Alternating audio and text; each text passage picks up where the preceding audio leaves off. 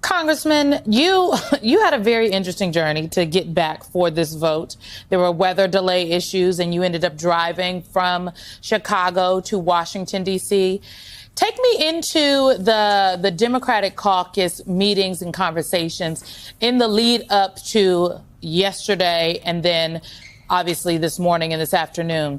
What we saw in Leader Jeffries using the Magic Minute is a tool that has been used previously. Kevin McCarthy used it in 2021. Speaker Pelosi used it in 2018.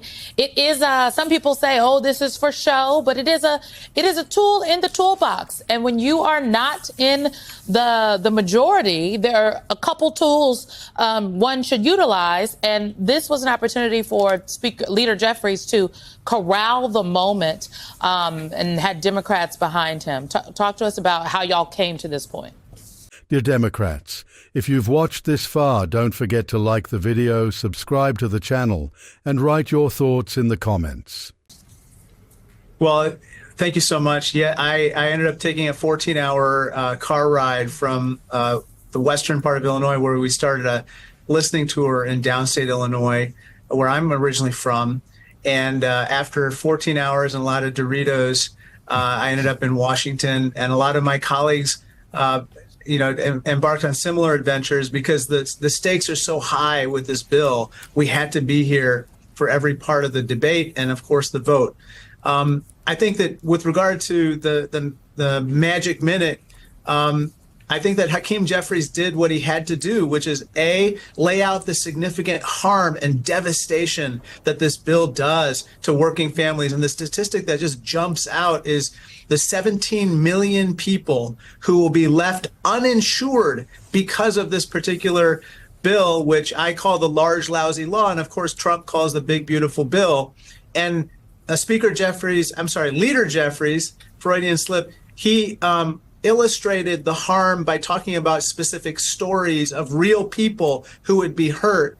And I thought that was very moving and powerful. Also, he charted the way forward after this bill passes. What does it mean for a Republican who says that he cares about his constituents or she cares about their constituents to vote for this bill, which runs contrary to the interests of their constituents?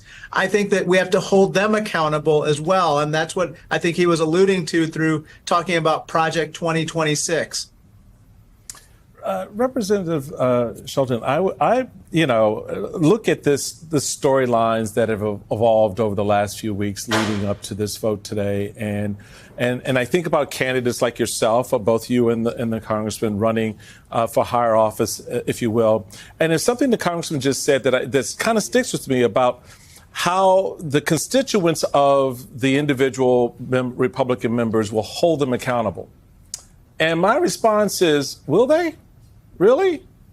Because right now, Republicans are sitting here, they're in nirvana.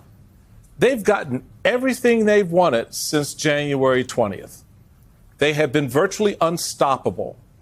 And along that path, the deconstruction of the administrative state through the elevation of DOJ, the stripping away of federal programs like USAID, the firing of federal workers who administer a large part of the programs that these very constituents will need and already have begun to feel the impact from.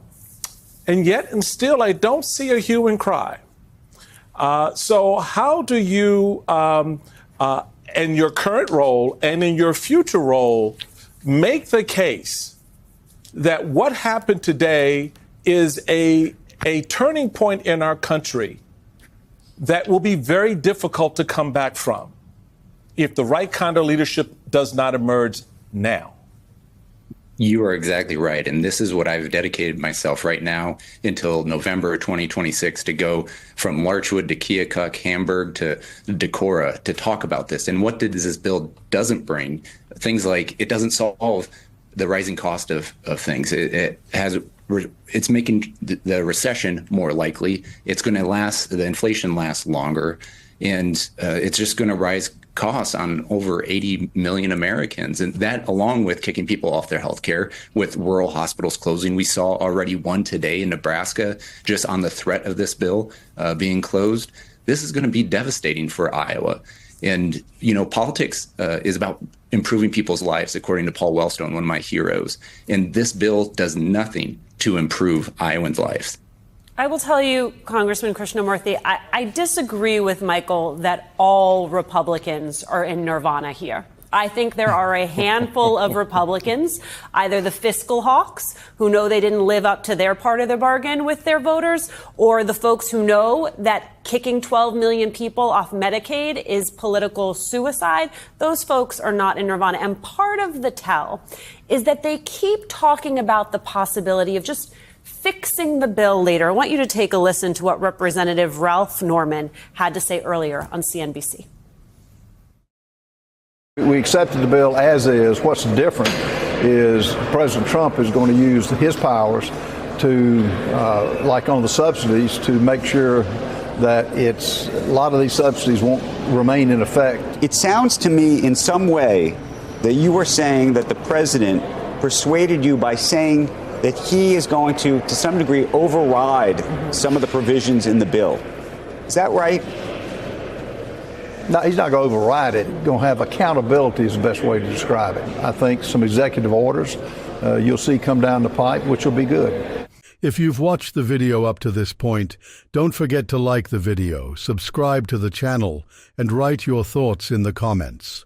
Hospitals, who's stealing, from whose pocket, who's stealing, whose future. This isn't going to end with fireworks at the White House. This story is just beginning. Guys, look, really look who in their right mind can call what's happening normal. These guys are literally throwing millions of people's health insurance in the trash, then coming out and saying Trump will sign an executive order to fix it after he becomes president. Hold on a second. Congress makes the laws. The president is responsible for enforcing them. Trump still thinks he's some kind of king, waking up in the morning and saying this is nice. I'm canceling it, no funding for that. Remember what he did in his first term to try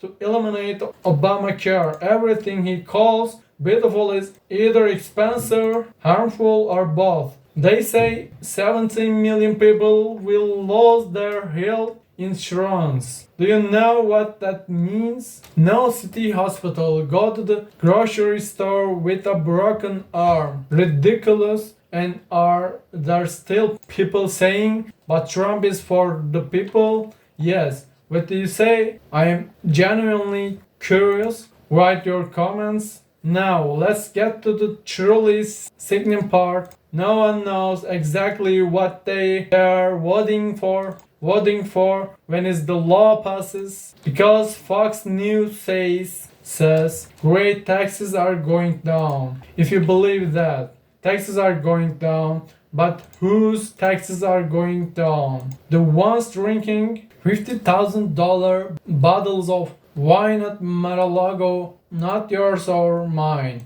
Our debt is going up. They are laying off federal workers, cutting agriculture, cutting healthcare. So who's going to keep this country running? The administrative state they are talking about is everything from the nurse at your hospital to the USDA. They're tearing it down, then saying the government is bad. But the government, let's go back to square one. The issue is being pushed back to 2027 so the election can end without the public noticing. But the public doesn't forget, brother, and they shouldn't. Do you think they'll forget? Let's see in the comments. And finally, let me say this. This story isn't new. This story isn't new. Remember Trump's fix-it letter nonsense from 2017. Tax cuts was Mexico will pay. What happened? No one paid.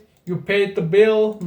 Now they're saying we'll handle it. How? With house money? Under which law? The guy still think the presidency is a reality show, but isn't a princess, my friend.